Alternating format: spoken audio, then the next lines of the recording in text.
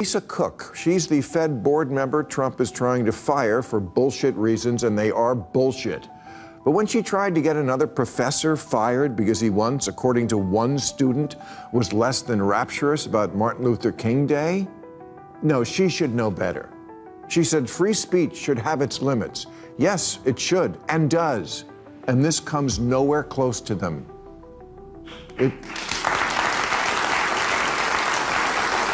There'd be absolutely nothing left of Shakespeare but the sonnets, and Monty Python movies would be 20 seconds long. But in the words of that great Brit, Ricky Gervais, if you don't believe in a person's right to say things that you might find grossly offensive, then you don't believe in freedom of speech. You shouldn't have to eat your words at the airport. The chicken Alfredo on the flight was bad enough. Saudi Arabia just hosted a comedy festival with Dave Chappelle.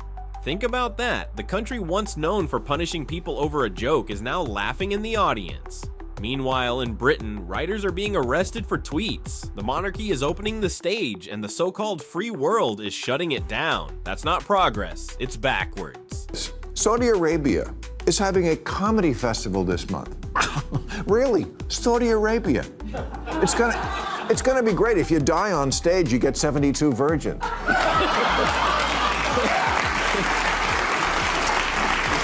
And Chappelle is performing. If you told me years ago that Saudi Arabia would be cool to have Dave Chappelle speak, and England might arrest him, I would have said, what are you smoking?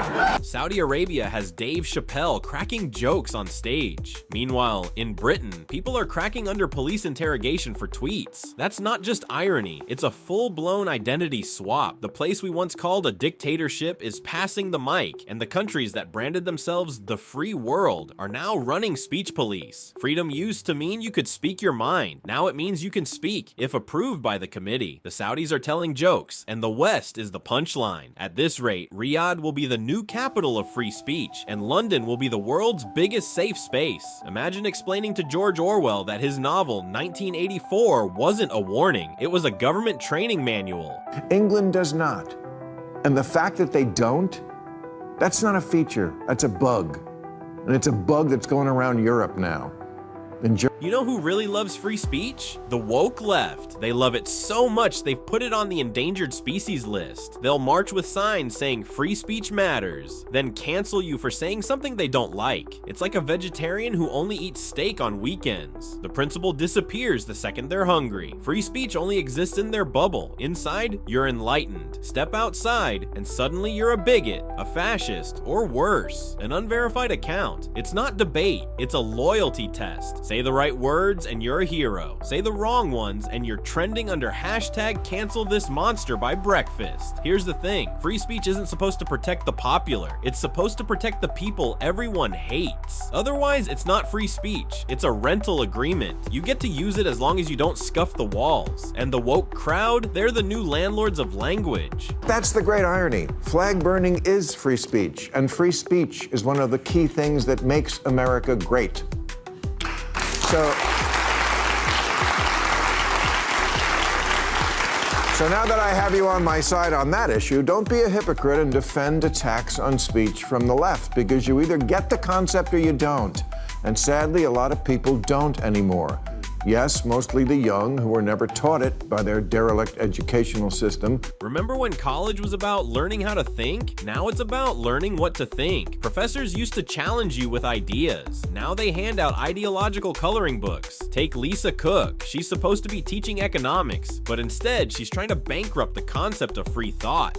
Debate isn't encouraged anymore. It's treated like secondhand smoke, too dangerous to even breathe near. And the students? They're not in classrooms, they're in boot camps. Repeat the slogans, memorize the hashtags, and whatever you do, don't ask questions. For the low price of $70,000 a year, your kid gets a diploma and a user's manual for groupthink. This isn't education, it's indoctrination with Wi-Fi. They don't graduate independent thinkers, they graduate professional victims who think Halloween costumes are a hate crime and words are literal violence. Meanwhile, China is teaching math and science. Guess which country's gonna win the future?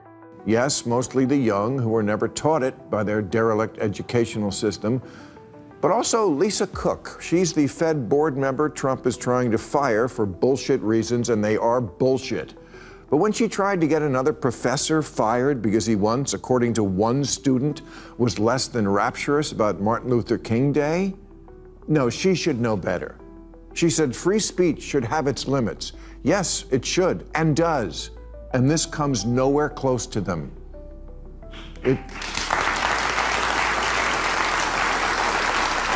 And before the right starts clapping too hard, let's be clear, Trump isn't exactly Mr. Free Speech either. This is the guy who called the press the enemy of the people, sued networks for mean coverage, and treated journalists like ISIS with better haircuts. Free speech to Trump is like marriage vows. He's for it until he's not. The left tries to cancel you for hurting feelings. The right tries to muzzle you for hurting egos. Different tactics, same result. Shut you up. Trump loves the First Amendment right up until it's CNN using it. Then suddenly it's treason. Remember when he wanted to change libel laws so he could sue newspapers more easily? That's not protecting free speech. That's putting a choke collar on it.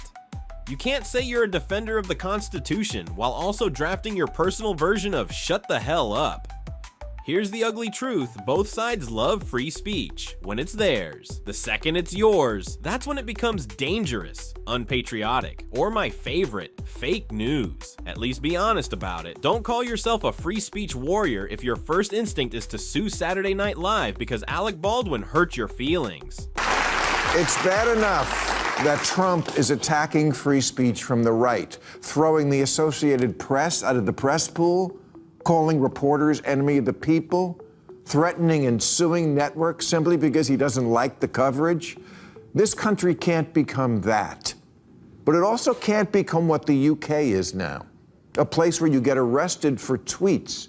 And if you think America is bad, let's take a field trip across the pond, where hate speech has basically replaced tea as the national pastime. Britain now arrests about 12,000 people a year for speech crimes. That's not a typo, 12,000. Turns out the UK isn't just taxing your biscuits anymore, they're taxing your thoughts. Take the case of Graham Linehan, the comedy writer who got arrested over comments on gender. Arrested for words in the birthplace of Shakespeare. Imagine if they enforced this law back then. Hamlet would have been in solitary before Act 2. And then there's Germany, where police actually raided a man's home because he called someone a Pimmel. For the non-German speakers out there, Pimmel means dick. That's right, Germany brought the full weight of the state down on a guy for calling someone a dick. Talk about overcompensating. This is what happens when you start criminalizing jokes. Society turns into the world's worst open mic night. Instead of hecklers, you've got cops. Instead of applause, you get probation. Free societies used to understand this. You can't bubble wrap people against offense. But now, if you tweet the wrong thing in Europe, you don't get a ratio, you get a rap sheet. Something that happens 12,000 times a year now in Britain. Last week, the Irish sitcom writer Graham Linehan, who's won an Emmy and 5 BAFTA awards, got off a plane at Heathrow and got arrested by 5 British cops. Comedy has always been the stress test of free speech. If your society can't handle a joke, it can't handle freedom, period. Because freedom isn't just about letting people say the nice, polite, Hallmark card stuff. It's about letting them say the wrong, the stupid, the offensive, because that's how you find out where the real boundaries are. Look at guys like Chappelle or Ricky Gervais. The minute they touch a sacred cow, suddenly it's not comedy, it's a hate crime. Really? If your worldview can be destroyed by a punchline, maybe it wasn't that strong to begin with.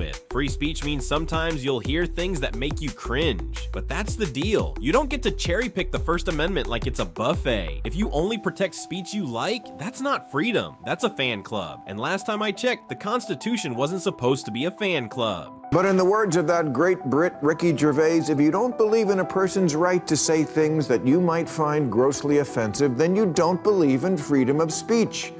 You shouldn't have to eat your words at the airport. The chicken Alfredo on the flight was bad enough.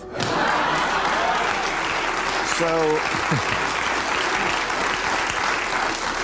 Linehan may be crude, but there's plenty of non-crazy people, liberal people, who think the left has gone a little mad with trans issues. Cancel culture loves to sell itself as tolerance, but it's really just intimidation with a smiley face. They say, we're just holding people accountable. No, you're holding people hostage. Accountability means if you screw up, you explain yourself. Cancel culture means if you screw up, you don't get to exist anymore. Look at J.K. Rowling. The woman created Harry Potter, a story about tolerance, friendship, and fighting against tyranny. And now she's treated like Voldemort for having an opinion on gender. Dave Chappelle tells jokes, Ricky Gervais points out the obvious, and suddenly they're public enemies. Here's the truth. Cancel culture isn't about progress. It's about power. It doesn't want diversity of thought, it wants conformity of thought. They don't want to win the argument, they want to erase the argument. And the scary part? It works. Most people just shut up, go along, and pretend they agree because the mob only needs one thing to thrive: silence. And right now, silence is cheap. Non-crazy people, liberal people, who think the left has gone a little mad with trans issues. Some have expressed that opinion with literary sophistication, like J.K. Rowling. Some by getting big laughs, like Dave Chappelle. And some are downright ugly about it, like Linehan. But ugly is the price of a freedom so great as speech. So the next time someone tells you the West is still the shining beacon of free speech, remind them that Dave Chappelle is safer in Saudi Arabia than in London. That's not progress. That's a punchline. And if we don't start defending free speech across the board, left, right, and center, we're gonna wake up in a world where laughter itself needs a permit. Alright, that's it for tonight. If you actually believe in free speech, hit that like button, drop a comment below, and subscribe. Because in a world this upside down, we're gonna need every voice we can get. Thanks for watching, and see you in the next video.